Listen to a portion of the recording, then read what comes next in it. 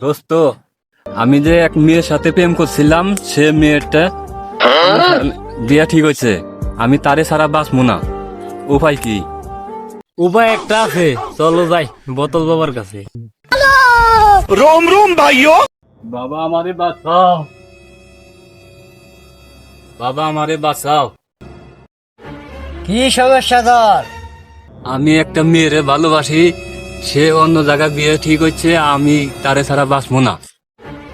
এই সমস্যার সমাধান আমার কাছে আছে।